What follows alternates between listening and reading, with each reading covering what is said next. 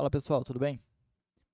Esse vídeo a gente vai tratar de resolução de um exercício de operações unitárias com um evaporador simples efeito, ok? Com elevação de ponto de ebulição. A gente vai utilizar o que eu ensinei num vídeo passado aí, que é a interpolação automática. A gente vai utilizar dentro dessa resolução, só para vocês verem como que fica. E mais uma vez, lembrando, a ideia aqui é a gente utilizar o software, tá? Então, não fico adentrando muito na parte técnica de operações unitárias, beleza? Bora lá!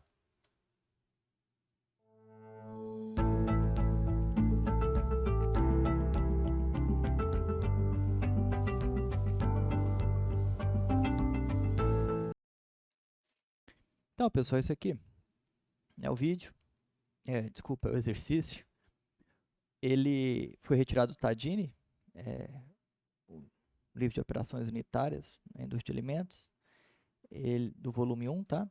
É o capítulo 11, o exercício 4. A gente fez uma modificação nele, abriu em mais perguntas.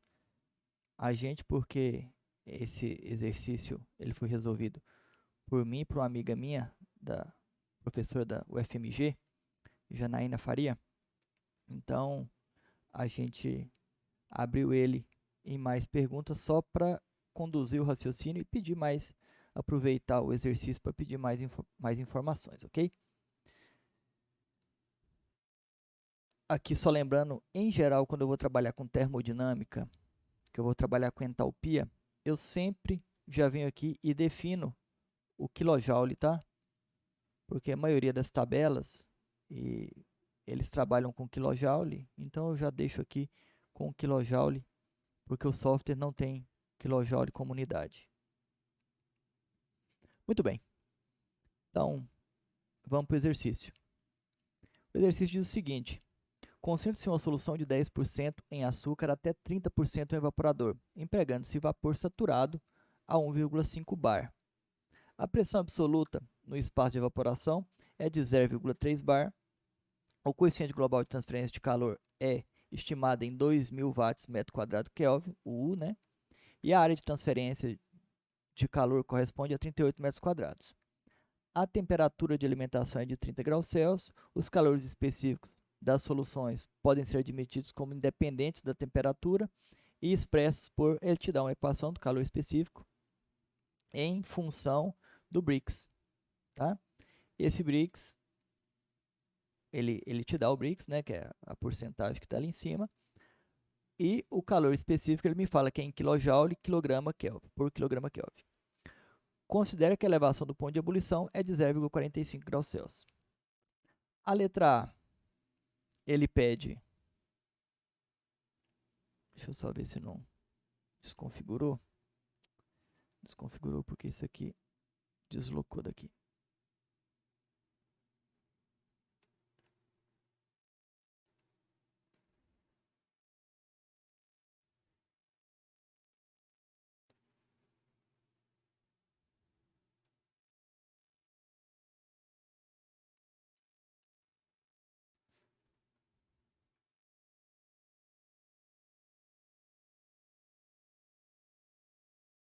Ok.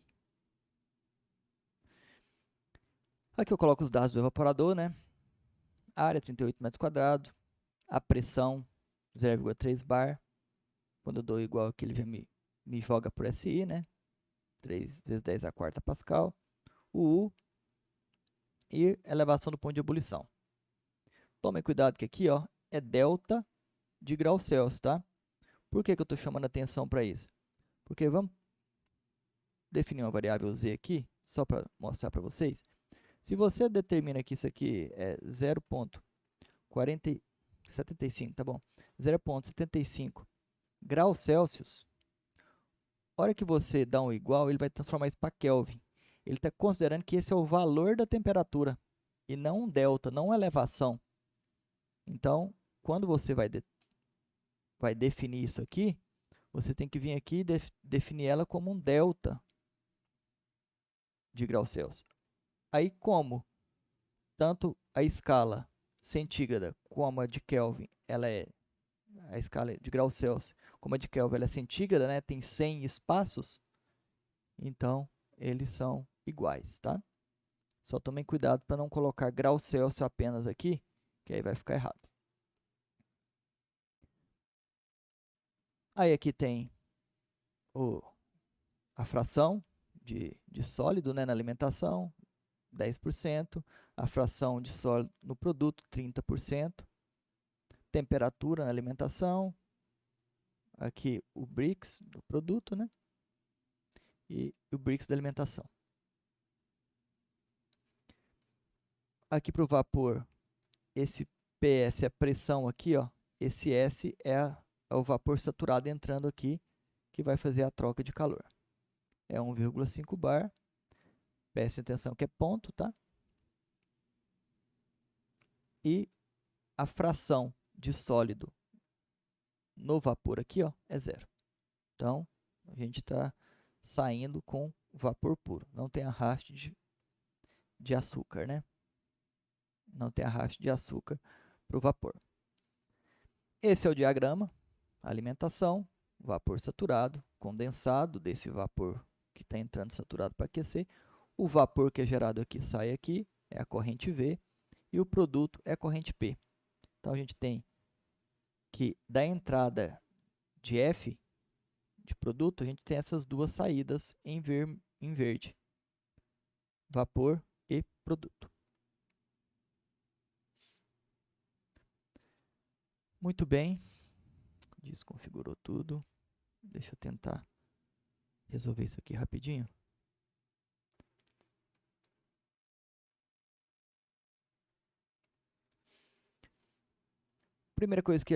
Segunda coisa que a gente pede, a letra B, vai ser calcule a temperatura de ebulição da mistura dentro do evaporador. Para eu conseguir saber a temperatura na mistura, eu tenho que saber a temperatura do vapor, né? Vamos considerar que ele está saindo saturado, então, da água, e depois eu somo a elevação do ponto de ebulição. E para isso eu preciso utilizar uma tabela de vapor de água para saber a temperatura na saturação com aquela pressão específica. Aqui a gente tem um vídeo que mostra como que faz essa parte aqui, como que busca as informações da planilha. Então, essa parte aqui está relacionada com a parte de eu conseguir achar aqui a temperatura da água na ebulição, tá? Vou fazer essa interpolação. Aqui a gente faz a interpolação. Preste atenção que aqui a pressão tem que ser em megapascal, porque está na tabela em megapascal. Se você utilizar uma tabela que não está em megapascal, você tem que olhar aqui o que está. Se está em quilopascal, então aqui vai ser 10 a terceira, tá? Multiplico por Kelvin, porque a saída da tabela é Kelvin. E aqui está a temperatura da água na ebulição, nessa pressão, tá? Só que eu não tenho água pura lá.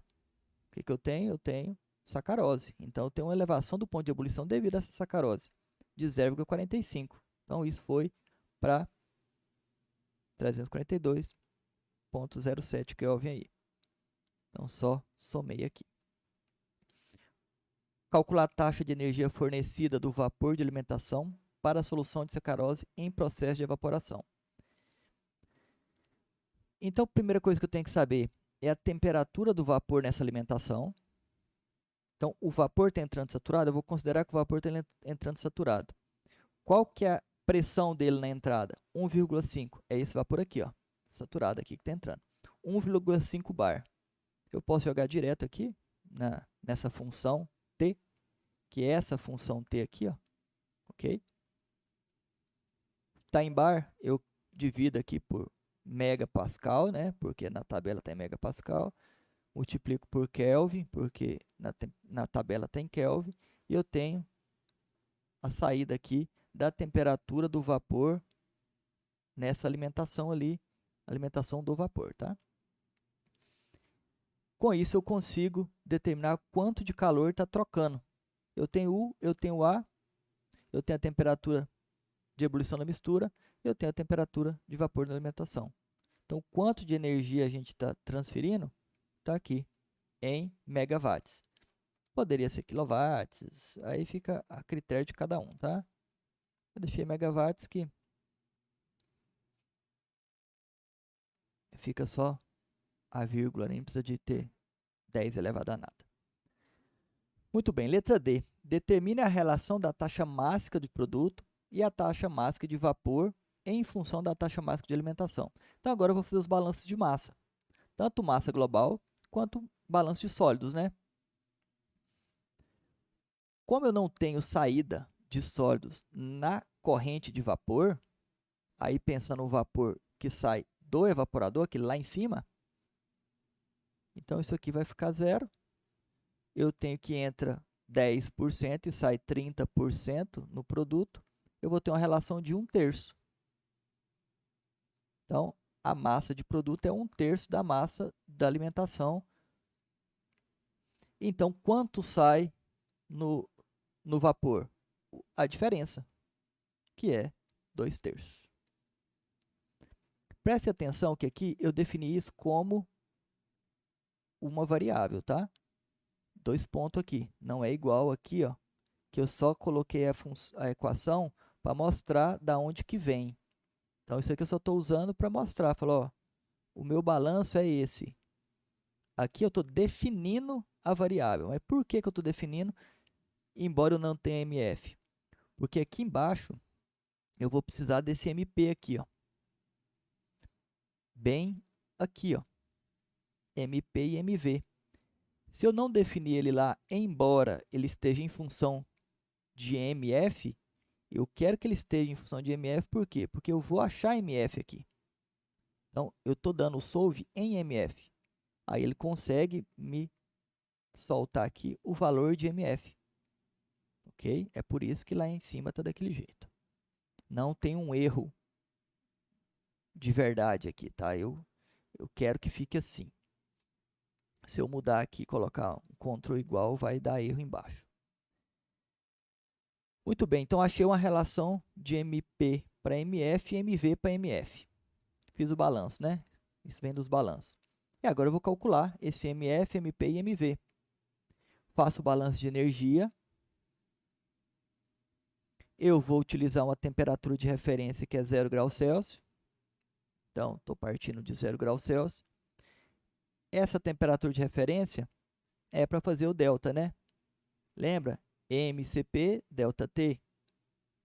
Então, a quantidade de energia aqui vai ser MCP, delta T, que é a quantidade de energia que entra com a alimentação, mais a quantidade de energia que o vapor que está entrando aqui embaixo disponibiliza para o evaporador.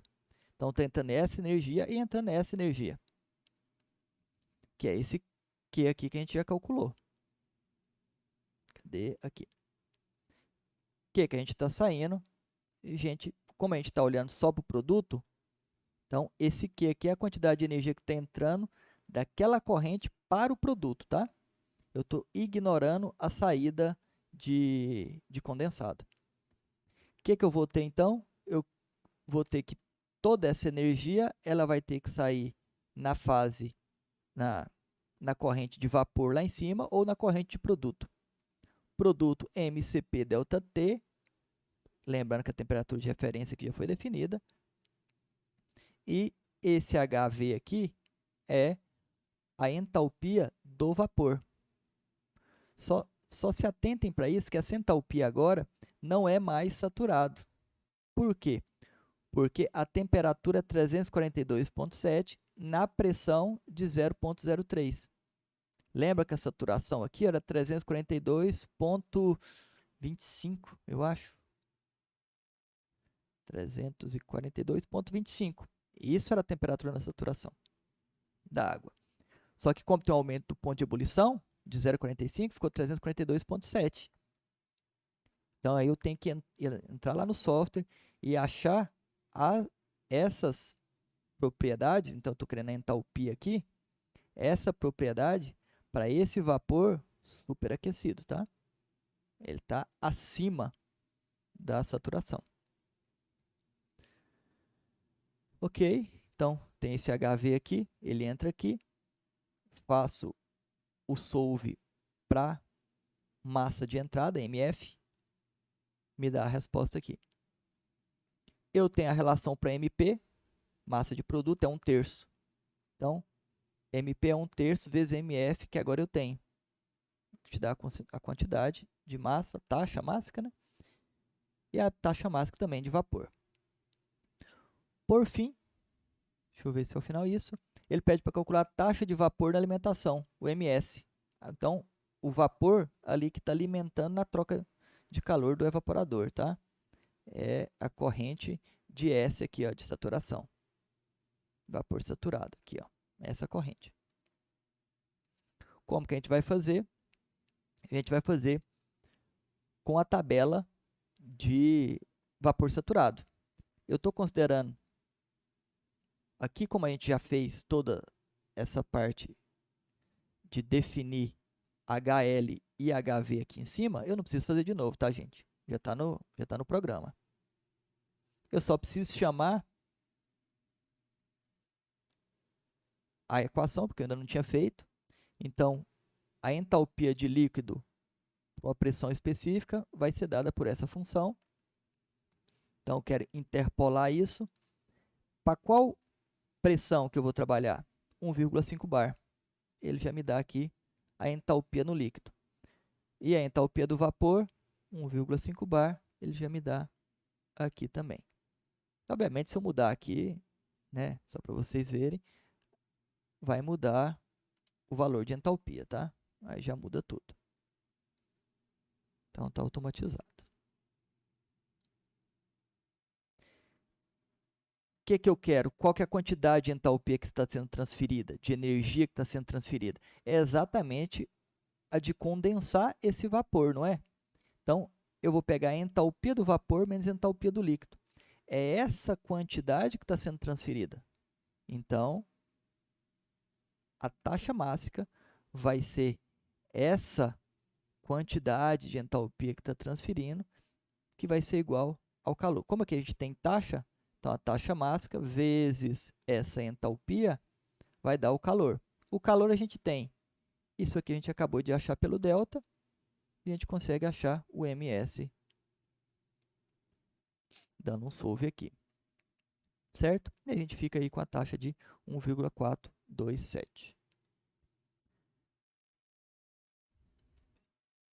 Chama a atenção de vocês aqui em cima, só para quando vocês forem montar a tabela, prestarem atenção que a tabela, mais uma vez, ela vai começar em 0. Então, essa aqui é a primeira coluna na tabela é a temperatura. A segunda coluna vai ser pressão. A terceira coluna, a gente não tem aqui, que vai ser densidade. A terceira e a quarta coluna. A quinta coluna vai ser entalpia de líquido. E a sexta coluna, entalpia de vapor. Então, esse valor aqui em cima é a posição da coluna, tá? Na tabela. Certo, pessoal? Então, espero que ajudem vocês aí a montar a resolução dos exercícios de vocês na área de engenharia. E qualquer dúvida, vão escrevendo aí que eu vou tentando ajudar dentro do possível. Até mais!